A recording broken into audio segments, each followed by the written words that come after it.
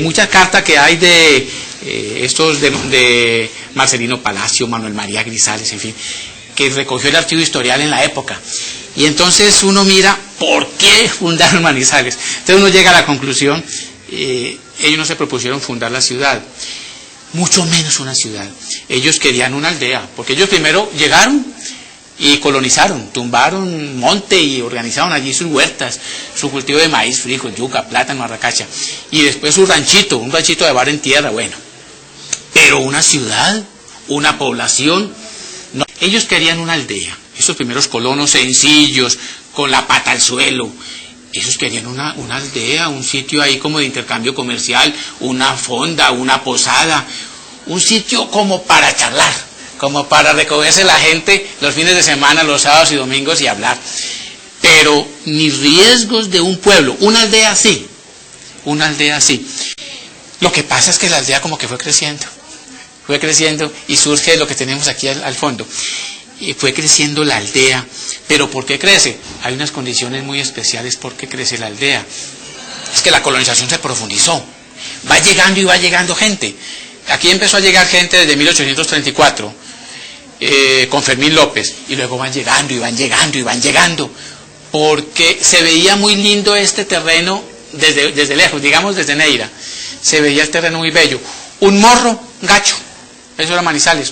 Entonces la gente cuando llegaba, cuando se iba aproximando, llegaba a Aranzazu y de Aranzazu hacia Neira, le decían, se va para un morro gacho, para morro gacho, eso es excelente, vea, es un morro que se agacha y luego hay un plan, el plan de morro gacho, eso es ideal para colonizar. Entonces la gente iba, tumbaba el monte, organizaba la huerta, la cementera, en fin, su ranchito, y la aldea fue creciendo. ¿Por qué se viene la gente de la comodidad de un pueblo como Antioquia a buscar por acá en estas estribaciones de la cordillera? ¿Y por qué en las estribaciones de la cordillera y no en un sitio plano? A ver, porque estamos hablando ya de las guerras de independencia, estamos hablando de 1830, consecuencias de la guerra de independencia, problemas políticos en Antioquia, miseria en muchos lugares de Antioquia, hay miseria, hay hambre. Y había como una tradición, desde 1875, desde 1785, la gente fue migrando de Sonsón, Abejorral, de Río Negro, cruzaba el Arma, llegaba a Aguadas, Pácora, Salamina, y era el sur. La gente decía, el sur de Antioquia es el paraíso. Entonces había familia en el viejo solar antioqueño, había familia en Aguadas, en Salamina, entonces otros iban llegando hacia el sur, por más tierra. La gente llega buscando ¿qué? A ver, la gente quiere la tierra, tierrita, tierra.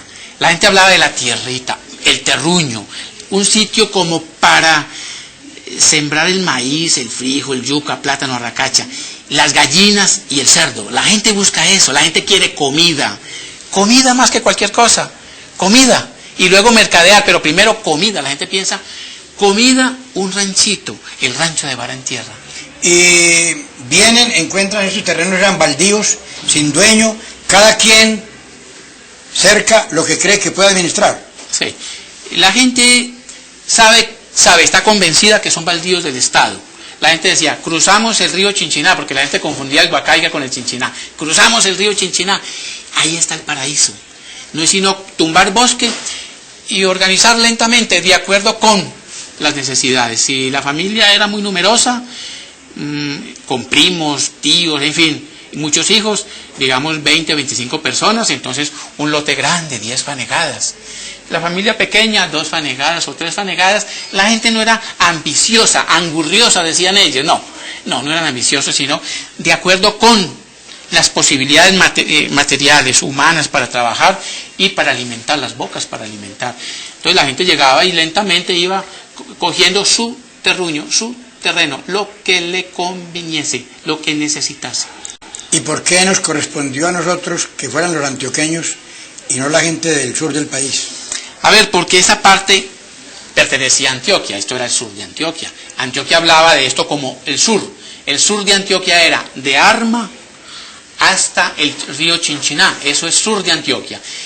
Y a Antioquia, y a la clase dirigente de Antioquia, le interesaba mucho una población en estas lejanías y en estas alturas, allá en ese nido de águilas, allá, en Morrogacho, que pasase de aldea a pueblo, porque estaba junto a lo que era el sur, el Cauca, Estado soberano del Cauca, un Cauca liberal, una Antioquia conservadora, de modo que aquí se podía desarrollar una fortaleza militar, el último bastión de Antioquia, el Gibraltar antioqueño, para controlar el Estado soberano del Cauca, ese sur del Cauca, tantos conflictos entre los dos estados y que iban a surgir con mayor fuerza en la medida en que agonizaba el siglo XIX.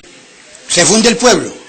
¿A qué se debe ese desarrollo inusitado que se logró en Manizales, que fue un punto céntrico en el país de gran desarrollo en el campo económico? Sí, eso sí, fue inaudito, inaudito. A los 3 años, ya en 1852, por aquí viene Manuel Pombo, sale de Antioquia y recorre todas esas lejanías y se queda asombrado, aterrado, y en sus memorias escribe: es una población de 3.000 habitantes, población, 3.000 habitantes en la zona urbana, increíble, mucha gente, se queda aterrado. Y él dice: yo me quedo aterrado porque todavía se tropieza uno en la plaza, en los parques y en las calles con los troncos de los grandes árboles madrinos. Decía, pero esto es increíble porque está muy bien situada la ciudad, el pueblo, no ciudad, el pueblo, decía, el pueblo está muy bien situado por el camino hacia el Tolima, por el camino hacia el Cauca, por el camino hacia Antioquia. Entonces decía, seguramente, por estar tan bien ubicado, este pueblo se va a convertir en un pueblo muy grande. Además está ubicado en el sur de Antioquia. Solamente le preocupaba una cosa a Manuel Pombo, y es que de pronto, por estar tan cerca al Estado soberano del Cauca o a la aldea de María, a Villa María, que era del Cauca, que de pronto por eso a los antioqueños les iba a dar por belicosos y que entonces Manizales de pronto no prosperaba. Hablamos más o menos en la década de 1834, 35, habla usted. Sí, estamos en esos años. Llegamos al 12 de octubre del 49. ¿Qué había aquí en el 49? A ver, ya en el 49, cuando se funda oficialmente Manizales, ya los colonos la habían fundado. Eso es interesante. Los colonos la habían fundado desde septiembre del 48, habían fundado la aldea. Habían organizado ahí una placita, unas casitas, lo que ellos pensaban que podía ser un pueblo, ya lo tenían listo. La mayoría de la gente vivía en sus finquitas, pero los domingos al pueblo. Los domingos sí, al pueblo, porque era hablar con el compadre, era hablar con la gente. De modo que el 12 de octubre de 1849, aquí ya hay más casas, hay más familias viviendo, más familias, y como viene el acta oficial, el papel sellado, eso da la personería. Ya la gente dice, ya hay pueblo, y si hay pueblo ya tendremos cura, si hay sacerdote, ahí sí que está fundado el pueblo, vamos a organizar la iglesia. De modo que el acta, digamos, de fundación del 1 de octubre y la sanción de la ordenanza, eso le demuestra a los colonos que Antioquia, que Medellín, que la clase dirigente está interesada en un pueblo ya no hablan de aldea, ya hablan en un pueblo grande. Ya se hablaba de Morrogacho, de la colina de Manizales y de Manizales, ya se hablaba así. ¿De dónde sale ese nombre, Manizales? A ver, el nombre de Manizales es de la piedra Maní, todas estas quebradas, la quebrada de Tío Chinchiná, la quebrada Manizales, la quebrada Minita, pero sobre todo la quebrada Manizales era rica en esa piedra color gris, la piedra Maní, que hoy en día pues nadie habla de la piedra Maní, pero en la época 1830, 40, era muy común hablar de la piedra Maní.